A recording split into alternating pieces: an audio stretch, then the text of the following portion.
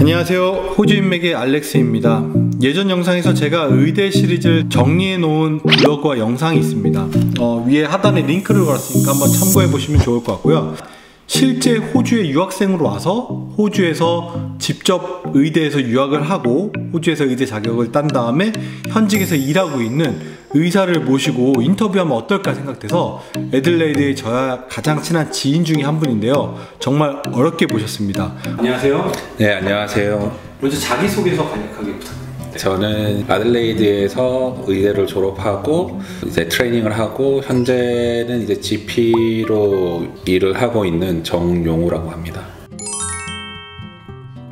아들레이드에서 유니 아들레이드를 졸업을 했고요. 이제 6년제 대학인데 들어가려고 준비를 하고 어학연수를 거쳐서 들어가고 졸업을 12년에 하고 인턴십을 하고 그 다음에 이제 트레이닝 과정을 거쳐서 GP가 돼서 현재는 한 두세 군데에서 GP로 일을 하고 있고 또 GP로 일을 하면서 다른 분야로 의사로도 또 일을 같이 하고 있습니다. 한국에서는 이제 심리학이랑 문헌정보학을 공부를 하고 졸업을 했고요. 이제 졸업을 할 때쯤에 이제 어학연수를 잠깐 캐나다 쪽으로 6개월 정도 갔다 왔었는데 그때 외국 생활을 처음 해봤는데 상당히 매력적이라고 생각이 들어서 외국에서 생활을 살고 싶다라는 생각을 하면서 이제 뭘 할 건가 고민을 하다가 보니 의료 쪽, 뭐 널싱이나 뭐 아니면은 이제 닥터 메딕슨 쪽으로 하고 싶다는 생각이 들어서 이곳저곳에서 이제 어디 곳이 나을까 알아보던 차에 이제 호주가 이제 외국 학생들이 와서 공부하고 의사로 일을 하기 좋은 나라라고 해서 그렇게 해서 준비를 하게 됐습니다. 말씀드렸다시피 이제 제가 원래 공부했던 쪽은 이제 문과 쪽이고 과학이나 생물학이 필요할 거라 생각을 했지만 고등학생 때 공부한 이후에 이제 공부한 적이 없었으니까 혹시나 하는 생각에 이제 졸업할 때 계절학기로 이제 뭐 생화학이나 이런 걸 듣긴 했는데 나중에 와서 보니까 그게 딱히 필요하지는 않더라고요. 그때만 해도 이제 그런 것들이 입학 요건에 있지는 않았어요. 그런 기초 지식 없이도 가능을 했지만 그래도 이제 그런 걸 하면서 용어도 알고 어느 정도 개념을 아는 것 자체는 괜찮았던 것 같고요. 호주도 보면 이제 4년제 의전 대학원이 있고 그 다음에 6년제 의대가 공존하고 있는데 제가 선택했던 거는 이제 6년제 대학교였죠. 이제 그거 같은 경우에는 조건에 그 시험이 있긴 있어요. 이제 현지 학생들이 보는 시험은 유메신가 있긴 한데 저는 이제 국제 학생이었고 유니 아들레이드 같은 경우에는 이제 옛날에 지금은 잘 모르겠어요. 근데 옛날에는 이제 PQA라고 해가지고 유메시랑 비슷한 포맷의 시험을 볼 수 있게 하고 그 성적이랑 이제 그 다음에 그 고등학교 때 성적이 어땠는가 어떤 커트라인 이상이면은 인터뷰를 볼 수 있게 해줬어요. 그 두 가지를 합쳐서 그 다음에 인터뷰를 볼 수 있게 해주고 인터뷰를 보러 가면은 이제 인터뷰 성적과 앞에 성적을 아마 통합을 해가지고 아마 뽑았던 걸로 알고 있습니다. 고등학교 사실 내신을 본 거. 네네네. 고등학교 내신. 대학교 내신은 안 보는 걸로 알고 있습니다. 네, 내신이 그래도 좋아야 됐었죠, 본인 같은 경우에는. 네, 이제 정확하게 그때는 기준이 어떻게 되는지 모르겠는데 다행히 제 고등학교 때 성적이 내신 성적이 그 커트라인에 괜찮아서 커트라인에 맞아서 다행히 넣을 수 있었습니다. 그래서 인터뷰를 보셨나요? 일단 먼저 PQA 시험을 여기 와서 시험을 보고 기다렸다가 인터뷰를 받고요. 인터뷰를 보고 나서 이제 한국에 들어가서 이따 이제 총괄적인 이제 당락에 대한 결과를 기다렸었죠. 처음에 이제 저는 이제 개인적인 이유로 친척이 이제 멜번에 있었으니까 이제 그쪽에서 어학연수를 하면서 IELTS를 6개월간 준비를 하고 시험을 받고 그 성적이 돼서 이제 그쵸 나머지 시험이나 이제 인터뷰를 볼 수 있었죠. 한국에서 있다가 호주에 와서 바로 입학 시험을 본 게 아니라 어학연수를 좀 하고 나서 준비를 한 다음에 애들레이드의 UMEC과 비슷한 시험을 보고 그 다음에 인터뷰를 보고 하신 거죠. 인터뷰에 뭐 어려운 점이 없었나요? 인터뷰는 제가 알기에 학교마다 다른데 그때 제가 봤을 때는 저희 학교는 짧았어요. 그래서 한 20분이 채 안 되는 인터뷰를 봤는데 하도 그때 긴장을 해서 자세한 건 기억이 안 나는데 이제 뭐 개인적인 것도 묻고 특이했던 것 중에 하나가 이제 어떤 상황을 주면서 이런 상황이라면은 너는 어떻게 하겠느냐도 있었고, 그 다음에 자기 자신에 대해서 너의 장점이 어떤 거냐 또는 너의 단점이 어떤 거냐, 그거를 위해서 너는 어떻게 할 수 있냐, 그것이 너가 여기 들어와서 공부하는데 어떻게 도움이 되냐, 그런 질문들이 있었던 것 같아요. 특별히 과별로 공부를 하는 시스템이 아니었어요. 처음에 그래서 놀랐었는데, 바로 1학년 첫 학기 때부터 이제 제일 중요한 기둥이 되는 게 프로블럼 베이스 러닝이나 케이스 베이스 러닝이라고 해서 이제 소규모 한 10명 정도 되는 학생들이랑 담당 튜터 한 명과 이제 한 학기를 쭉 같이 보내면서 일주일에 한 두세 번 만나서 두세 시간간 토론을 하고, 이제 그러면은 수업 시간에 딱 들어가면은 아무것도 모르는 1학년에게 이런 질문을 하는 거죠. 50세 남성이 가슴이 아프다고 당신한테 찾아왔다. 그럼 너는 이 환자한테 뭘 물어볼 것이냐. 사전 공부도 없이 일단 이렇게 질문을 던지고, 그 다음에 그 학생들 사이에 자연스럽게 나는 이렇게 질문을 하겠다. 뭐 왜 그렇게 질문을 하느냐. 그리고 또 학생들끼리도 또 서로 토론을 하면서 토론식 수업을 하는 그런 환경이었거든요. 그리고 또 있고 다양한 강의들이 있는데, 이것도 무슨 과가 나눠져 있지 않고 들어가면은 처음에는 신장 쪽, 심혈관 쪽 이제 케이스가 첫 번째 케이스로 나오면서 그것과 관련된 아나토미 수업, 피지올로지 수업, 이제 기타 등등을 배우고, 그 다음에 또 일주일에 한 2시간 정도씩 클리니컬 수업이 있어서 가면은 당장에 아무것도 모르는 학생들이지만은 그래도 거기에 이제 실제로 의사생활 하시는 분들이 이제 튜터로 오셔가지고 그런 클리니컬한 스킬에 대해서 얘기를 하고 연습을 하고, 또는 뭐 히스토리를 물어보는 법, 또는 뭐 심장 소리를 듣는 법, 또는 뭐 이런저런 기본적인 그런 클리니컬한 스킬들을 가르치고 연습하는 그런 수업이 있었어요.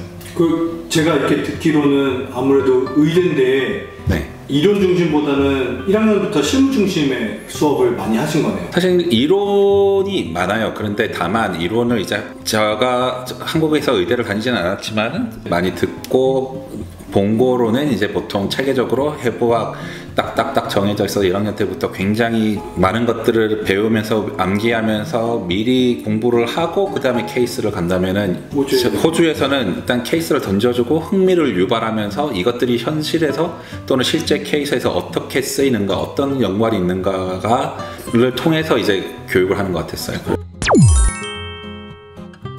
1학년 때는 거의 없지만 2학년, 3학년이 될수록 이제 실습을 많이 나가요. 2학년 때부터는 이제 당장에 가서 뭐 일주일에 하루 이틀 정도는 학교에서 짜준 특정 병원의 특정 과에 가서 의사 선생님들 쫓아다니면서 이제 병원에서 어떤 일이 일어나는지를 구경을 하고, 또 그 병원 선생님께 직접 그쪽 관련된 지식을 배우기도 하고요. 이게 학년이 올라갈수록 그런 이제 실무 중심, 이제 실제로 현장에서 배우는 비중이 많이 늘어나고 학교에서 수업하는 비율이 많이 줄어들었던 걸로 기억하고요. 거의 4학년 때부터는 학교에서 거의 앉아있지 않고 대부분을 병원에서 실습하면서 뭐 환자들한테 히스토리 테이킹을 하고 오게 해준다든지, 특이한 환자들이 있으면 의사 선생님들이 학생들을 불러서 심장 소리를 들어봐라, 또 폐 소리를 들어봐라, 이런저런 것들을 굉장히 의사 선생님의 스타일에 달려있죠. 어떤 선생님들은 굉장히 친절하게 얘기해주고 환자들 다 이제 이것저것 할 수 있게 해주냐면, 어떤 의사 선생님은 굉장히 엄격해가지고 네가 가서 다 해가지고 와서 나한테 리포트 해라, 그러다가 리포트 잘 못하면 막 화내고 그러면 학생도 울면서 가고 막 그랬던 적도 있었던 것 같아요.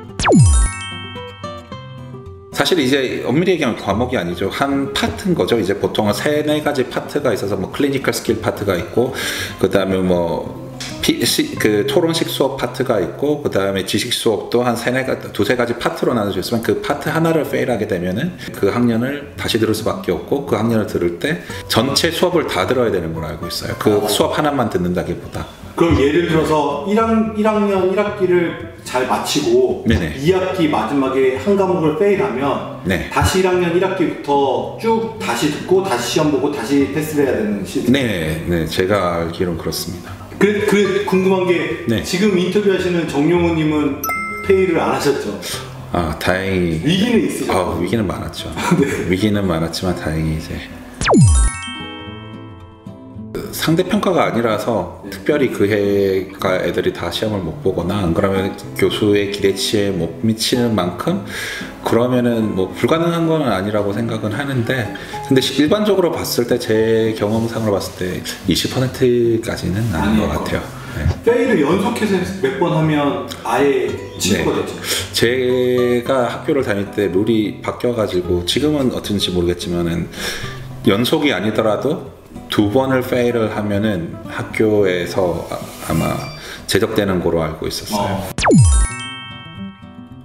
호주는 5학년 때 5학년 연말 시험이 사실상 졸업 시험을 거의 대체할 정도로 이제 중요한 시험이 돼서 이제 매년 시험인데 5학년 시험 때 통과한 사람들은 대부분 6학년 때 시험이 또 있지는 않았어요. 6학년 때는 시험이 있는 대신에 6학년 때는 이제 플레이스먼트를 쭉 하는데 거기서 특별히 페일을 하지 않는 이상은 졸업을 거의 확정되는 거고요. 그 6학년 중반 때쯤 되면 이미 어느 병원에 인턴으로 플레이스먼트를 갈지 자체가 정해지기 시작해요. 그때 서류 작업에 들어가고 그렇게 해야지 12월에 졸업을 하는 사람들이 일단 그 프로비저널 의사 면허를, 그러니까 임시 의사 면허를 받을 수 있거든요. 그렇게 임시 의사 면허가 있어야 그 다음 해에 인턴으로 병원에서 의료 활동을 할 수 있기 때문에 그렇게 한다고 알고 있습니다. 그 인턴 시작할 때 이제 프로비저널로 한다면은 인턴이 끝나면은 이제 제너럴 그때 레지스트레이션이 되는 거고, 이제 그렇게 한번 되고 나면은 이제 매년 갱신만 하게 되면 제너럴 레지스트레이션 자체는 유지가 되고요. 그래서 한국으로 치면 의사 면허가 나오는 거죠. 인턴이 끝나고 나서야. 한국에서는 이제 제너럴 프랙티셔너라고 하면 이제 일반의라는 의미가 되고, 보통 한국에서 일반의는 의대로 졸업하고 이제 전문의 과정을 거치지 않은 사람들을 통괄해서 얘기한다면은, 호주에서는 GP 자체가 일종의 한국으로 치면은 가정의학과처럼 특정 이제 전공으로 인정이 되거든요. 그래서 호주에서는 의대를 졸업을 해서 제너럴 레지스트레이션을 따고 나면은 그걸 가지고 대부분의 사람들은 일단은 병원에 남아요. 나머주에서는 이제 RMO라고 그러는데, RMO라고 하면은 이제 그런 스페셜리스트 트레이닝 안 들어가는 사람들을 보통 그렇게 부르고, 스페셜리스트 트레이닝에 들어간 사람들을 이제 한국에서는 레지던트라고 그러는데 호주에서는 레지스트라라고 부르거든요. 그래서 레지스트라가 되면은 그러면은 더 추가적인 레지스트라 트레이닝 과정을 거치고 펠로우 과정을 거치고, 그러면은 보통 아무리 빠른 사람도 7, 8, 9년 정도 트레이닝을 거쳐야 스페셜리스트가 되고 컨설턴트가 되고 이제 그런 게 대부분이라면은, 그나마 GP는 RMO를 한 다음에 GP 트레이닝 프로그램, GP 레지스트라로 뽑힌 사람들은 대부분은 4년 이내에 다 트레이닝을 끝내고요. 의대를 졸업하고 나서? 예, 의대로 졸업하고 RMO는 RMO대로 2년에서 3년 정도 하고요. 보통 GP는 그 정도까지 컴페리 들어가는데 힘들지 않기 때문에 보통 한 1년, 2년 정도 있다가 들어가서 그 다음에 자기가 RMO 했던 경력을 인정받아서 4년 정도 트레이닝 하면은 GP 스페셜리스트 GP라고 하죠. GP 스페셜리스트로 이제 인정을 받아서 의사 면허 자체에 제너럴 프랙티셔너라는 스페셜리티가 표시가 돼요. 그런 사람들이 속칭 이제 vocationally registered GP라고 하고, 이제 트레이닝을 안 들어간 사람들 같은 경우 이제 non-vocational registered GP라고 해서 이제 흔히 얘기하면 한국의 이제 보통 일반인들처럼 아직 스페셜리티 안 정해지고, 그렇다고 병원에서 트레이닝하는 RMO도 아니고 그렇지 GP 클리닉에서 일하면서 있는 그런 GP들도 있고요. 호주에 와서 의대를 들어가는 방법, 어떤 공부를 하는지, 졸업했었을 때 어떻게 해서 GP가 되는지에 대한 부분을 인터뷰했는데, 2부에서는 실제 의사생활에 대한 부분, 좀 디테일한 부분에 대해서도 한번 여쭤보도록 하겠습니다.